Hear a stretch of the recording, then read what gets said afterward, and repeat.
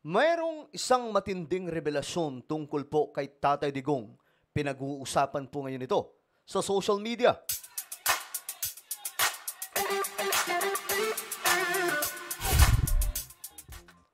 Yo guys, what's up? This is me, Sangkay Janjan. I'm back for another vlog today. Kamusta po mga kababayan? At ito nga, matinding pag-uusapan ang meron sa vlog natin ngayon. Dahil nga po, mayroon pong revelasyon tungkol po kay former President Rodrigo Duterte. Ano kaya ito? Yan po ang ating pag-uusapan ngayon. Anyway guys, bago tayo magsimula, paki-subscribe po muna yung ating YouTube channel. Road to 2 million subscribers na po tayo. Kung ikaw hindi pa po nakakapag-subscribe at gusto mong mapabilang sa dumaraming mga solid sangkay, makikita nyo po yung subscribe button sa baba ng video na to. I-click nyo lamang po yung subscribe, i-click ang bell, at i-click nyo po yung all. Sa mga nanonood naman po sa Facebook, i-follow nyo po yung ating Facebook page. Alright guys, eto na nga. Pag-usapan po natin itong malaking revelasyon tungkol po kay Tatay Digong. Nako. Eto yan mga sangkay. Ayan. So, marami po ang nakakita sa video na ito mga sangkay kung saan may malaking isiniwala tungkol po kay Tatay Digong na marami po ngayon mga sangkay kapag napanood ito ng mga DDS, talagang mapapaisip sila. Kung ano yan, eto, mag-react po tayo mga sangkay, tingnan po natin. Sinasagad talaga ng mga psychopathic DDS ang pabubudol para pabanguhin ang poon nila dahil left and right ngayon ang mga infrastructures project ng pamahalaan nationwide, pilit lang raw ginagaya ni PBBM ang build ng kanor nila. Okay. Maraming project si PBBM, sabi po dito mga sangkay, at ang ginagawa lamang daw po ni PBBM ay pilit na ginagaya si PRRD. Alam nyo, tayong mga Pilipino, masyado po tayong obsessed sa mga politicians. Panatiko, no? Kahit may, kumbaga, itong mga project na ginagawa ngayon mga sangkay ni PBBM, isipin nyo, napakarami niyan ha. Alam nyo sasabihin nila? Ginagaya lamang daw po si Tatay Digong. Abay pambihira, hindi pa ba sila masaya? Let's say, ginagaya. Kung sabihin na po natin, ginagaya, no? Hindi ba kayo masaya? Na may gumagaya? Kung idol nyo, si Tatay Digong, dapat masaya kayo kasi ginagaya. Diba?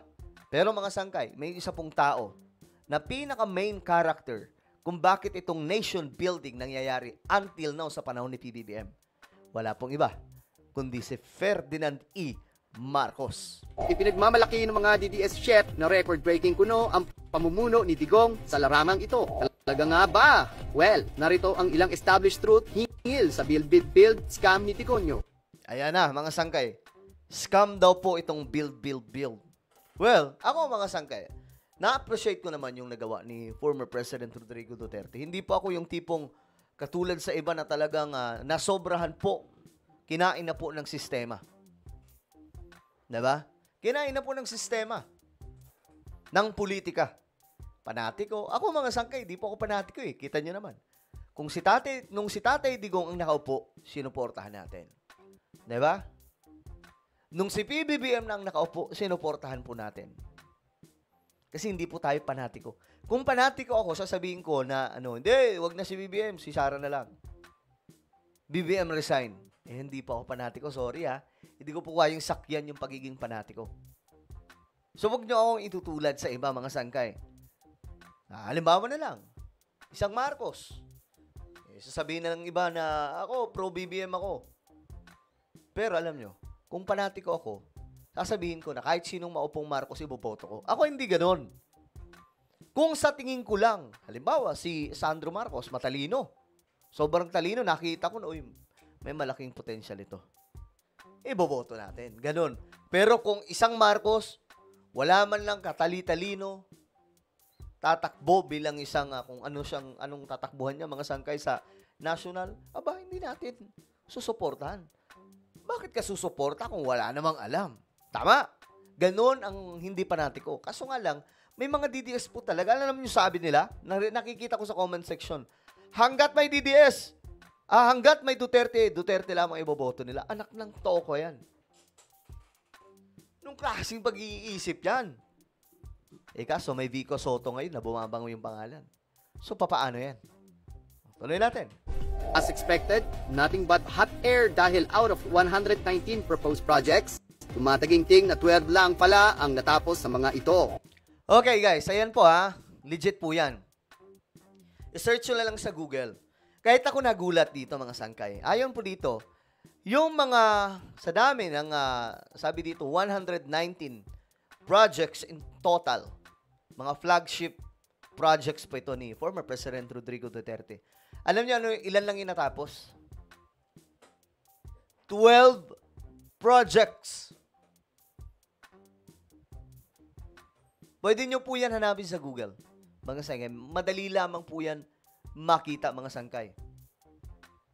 So ngayon, sino ang nag-ayos? Si PBBM.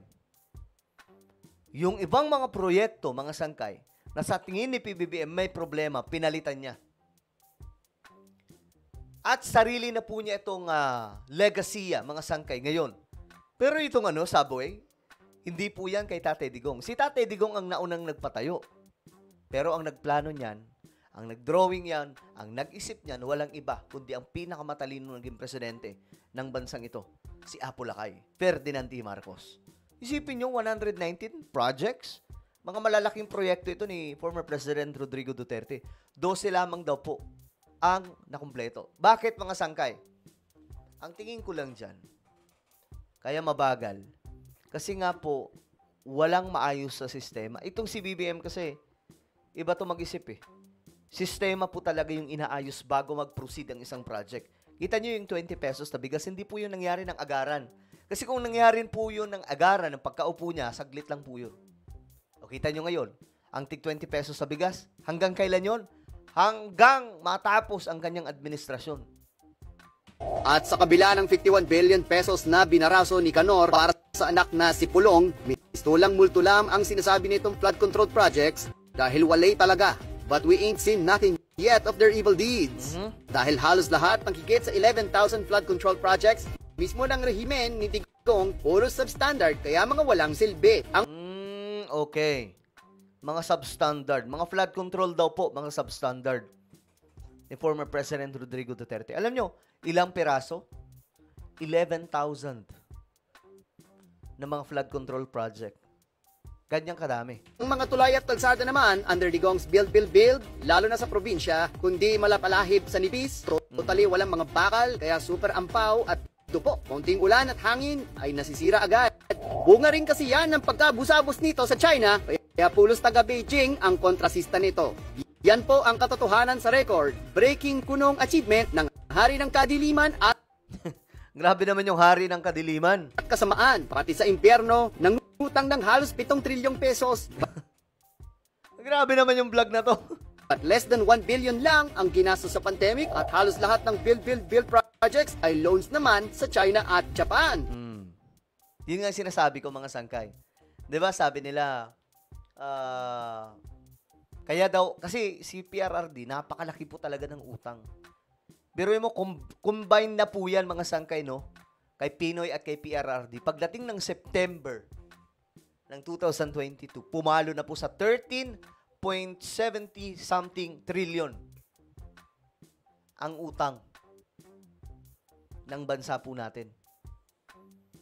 Sinalo po lahat yun ni PBBM. At ngayon mga sangkay, more than 16 trillion na po. Okay? More than 16 trillion. Kasi combination na po yan. Kay Pinoy, kay PRRD, umabot ng 13 trillion. Pagdating po kay PBBM mga sangkay, ngayon, umabot ng 16 trillion. Pero, ang 3 trillion lamang po doon yung kay PBBM, utang. So, napakaliit. Partida mga sangkay. May 20 pesos na bigas. May murang mga bigas sa mga palengke. Inflation, mababa mga sangkay. Yung mga project, mga mega projects ngayon, tuloy-tuloy. 'Di ba? Pero yung utang, 3 trilyon lamang. Pambira. Ito may mga lag-loan po dito. China, mayroon pong Japan at iba pang mga bansa, mga sangkay. Pero bakit ang laki ng utang? Kaya sana yung natira sa mga inutang.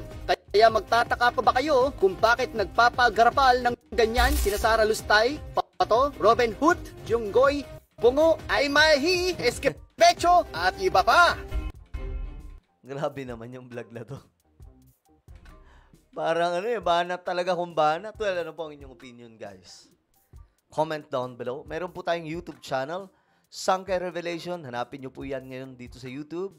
Kapag nakita nyo na, i-click nyo po yung subscribe, i-click ang bell, at i-click nyo po yung all. Ako na po ay magpapaalam. Mag-iingat pong lahat. God bless everyone.